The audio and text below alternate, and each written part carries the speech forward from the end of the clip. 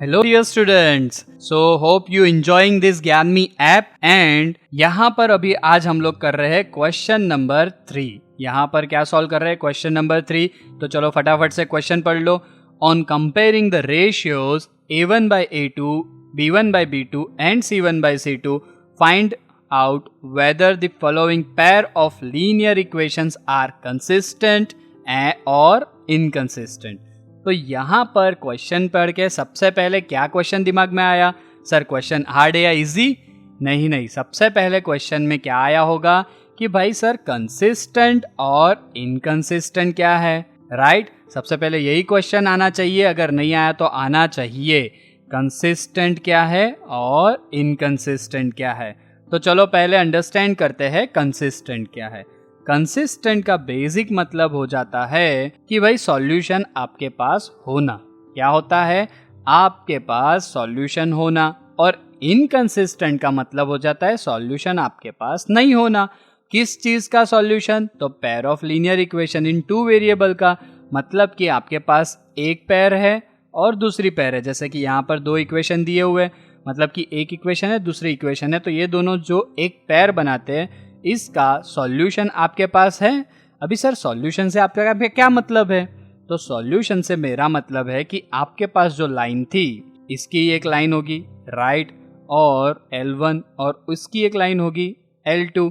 तो अभी ये एक लाइन और ये एक लाइन, ये दोनों मिलके कैसे फॉर्म कर सकते हैं? ये दोनों मिलके इंटरसेक्टिंग फॉर्म कर सकते हैं, ये दोनों मिलके पैरेलल फॉर्म कर सकते हैं, और ये दोनों मिलके ऐसे कोइंसिडेंट फॉर्म कर सकते हैं।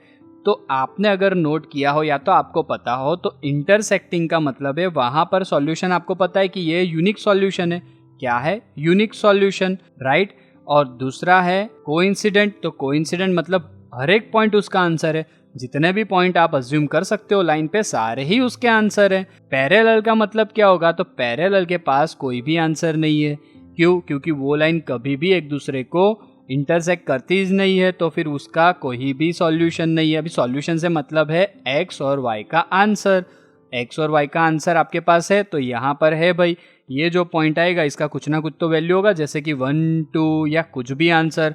तो इसका सॉल्यूशन है मेरे पास। यहाँ पर मैंने क्या बोला? इस वाले केस में सारे ही पॉइंट आंसर है, मतलब 0, 2 लिखो या फिर 0, 5 लिखो, सारे ही उसके आंसर हो जाएंगे। और इस केस में कोई भी पॉइंट सिमिलर पॉइंट नहीं होगा, राइट। तो यहाँ पर अभी आपको पता चल गया कि सॉल्यूशन किस में होगा। सॉल्यूशन होगा आपका कोइंसिडेंट लाइन और इंटरसेक्टिंग लाइन दोनों में। और सॉल्यूशन कहाँ पर नहीं होगा? पैरेलल लाइन पे। तो इसीलिए सॉल्यूशन जिसके पास होता है उसको क्या कहा जाता है? Consistent line. और सॉल्यूशन जिसके पास नहीं होता है उसको क्या कहा जाता है? Inconsistent line, right. सो अभी आपको पता चल गया है what is consistent and what is inconsistent. तो अभी आप इस क्वेश्चन को कर सकते हो सॉल्व। तो कंसिस्टेंट इनकंसिस्टेंट तो आपको पता चल गया। तो अभी इसके बाद में क्या नहीं पता चला है आपको? तो आपको जो नहीं पता चला है वो है कि भाई कोइंसिडेंट और इंटरसेक्टिंग लाइन निकाले कैसे? हमें कैसे पता चलेगा कि ये जो दो इक्वेशन है ये कोइंसिडेंट है, इंटरसेक्टिंग है या पैरेलल है? तो ये चीज आपने अपने पीछे वाले क्वेश्चन में की होगी, क्वेश्चन नंबर 2 के अंदर। अगर नहीं भी की है तो चलो यहाँ पर कर लेते हैं। तो ये होता है उसका सॉल्यूशन। उसका सॉल्यूशन क्या है कि भाई जनरल फॉर्म क्या है? a1x plus b1y plus c equals to 0, a2x plus b2y plus c equals to 0। तो ये दोनों आपके पास हो गई दो इक्वेशन, जैसे ये दोनों हैं। और फिर बाद में आपको क्या करना है? तो आपको सारे जो कोएफिशिएंट्स है उनको डिवीजन करना है, जैसे a1 by a2, b1 by b2, c1 by c2, और फिर देखना है कि इक्वल्स टू है या नॉट इक्वल्स टू है। अगर नॉट इक्वल्स टू है दोनों, तो वो लाइन इंटरसेक्टिंग होगी। इंटरसेक्टिंग का मतलब होगा कंसिस्टेंट होगी। वैसे ही अगर ये इक्वल्स टू आ गया तो देयर इज सेकेंड पॉसिबिलिटी कि c1 और c2 जो है वो इक्वल्स टू हो भी और ना भी हो। तो अगर नहीं होता है तो वो पैरेलल है। पैरेलल का मतलब क्या हो गया? इनकंसिस्टेंट। और अगर वो इक्वल्स टू हो जाती है तो हो जाएगा कोइंसिडेंट, और कोइंसिडेंट का मतलब अगेन होता है कंसिस्टेंट, राइट। तो अभी आपको पता चल गया आपको एग्जैक्टली करना क्या है। तो चलो तो फिर हम करते हैं फटाफट से सॉल्व क्वेश्चन को। a1 by a2, B1 by B2 and C1 by C2। So A1 की वैल्यू क्या आएगी? A1 की वैल्यू आएगी 3, B1 की वैल्यू क्या आएगी? B1 की वैल्यू आएगी 2, C1 की वैल्यू आएगी 5। तो गलत। क्यों गलत सर? क्योंकि हमने क्या बोला कि जनरल इक्वेशन होना चाहिए। अभी ये जनरल इक्वेशन है, मतलब जनरल फॉर्म है? नहीं है। कैसे? तो भाई जनरल फॉर्म होता है 3x प्लस 2y।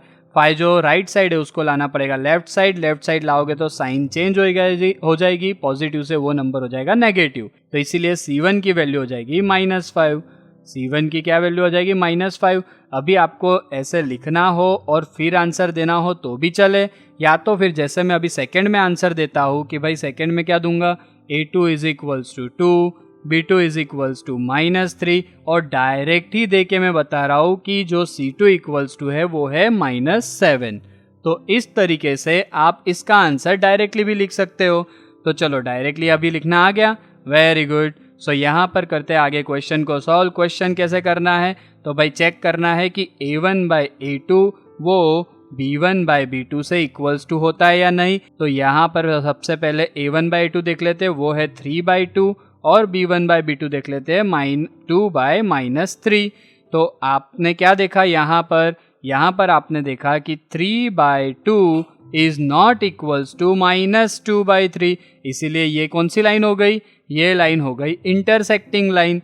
जैसे यहाँ पर हमें दिख रहा है ये लाइन कौन सी हो गई? ये लाइन हो गई इंटरसेक्टिंग लाइन। और इंटरसेक्टिंग लाइन को हम कह सकते हैं क्या? Consistent solution.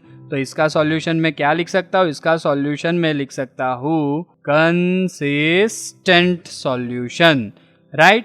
तो हम इसके साथ साथ एक काम करते हैं, नेक्स्ट क्वेश्चन भी सॉल्व कर ही लेते हैं फटाफट। तो नेक्स्ट क्वेश्चन सॉल्व करने के लिए मेरे पास ये टेबल होना ज़रूरी है, और दूसरा क्या होना ज़रूरी है? दूसरा कुछ नहीं, फटफट से मुझे टेबल से देख देख के आंसर ही लिखने होंगे। टेबल आपको लर्न होना चाहिए, राइट। देख देख के, मतलब यहाँ पर देख सकते हो, एग्जाम में कैसे देखोगे? सो फिर से A1 A2 B1 B2 C1 C2। तो A1 की वैल्यू क्या है? A1 की वैल्यू है 2, A2 की वैल्यू है 4, B1 की वैल्यू है -3, B2 की वैल्यू है -6। C1 की वैल्यू अगेन देख के डायरेक्ट 8 राइट से लेफ्ट जाएगा तो हो जाएगा -8, और C2 हो जाएगा -9। Very good. सो यहाँ पर अभी क्वेश्चन को करते हैं सॉल्व आगे। तो ये हो गया 2/4 -3/-6 -8/-9। सो चलो 2/4 किसी से डिवाइड होता है, तो हाँ जी भाई 2 से ही डिवाइड होगा। तो ये हो जाएगा 2 1 ज़ा 2, 2 2 ज़ा 4, 3 1 ज़ा 3, 3 2 ज़ा 4, माइनस कट। 8 और 9 किसी के भी टेबल में नहीं आते, सिर्फ माइनस कट हो जाएगा। तो अभी आपको यहाँ पर ऐसा लिखा हो कि भाई 1/2 और 8/9, तो आप क्या बोलोगे कि भाई ये दोनों तो इक्वल्स टू है, लेकिन ये दोनों इक्वल्स टू नहीं है। तो यहाँ पर ऐसा कहाँ दिख रहा है? ऐसा दिख रहा है सर सेकंड वाली कंडीशन में। इसीलिए इसका आंसर क्या हो गया? इसका सिंपल आंसर हो गया कि ये लाइन जो है वो पैरेलल है, राइट। ये दोनों लाइंस जो है वो पैरेलल है एक दूसरे को। और पैरेलल का मतलब क्या हो जाएगा? पैरेलल का मतलब आप यहाँ पर देख सकते हो कि वो हो गया इनकंसिस्टेंट। क्या हो गया? इनकंसिस्टेंट हो गया। तो इसीलिए मैं इसके सॉल्यूशन को क्या आंसर दे सकता हूँ? सॉल्यूशन को लिख सकता हूँ कि ये जो दो इक्वेशन है उनका सॉल्यूशन इनकंसिस्टेंट है। क्या है? इनकंसिस्टेंट। तो hope you all enjoy this question's answer. Stay tuned with Gyan Me.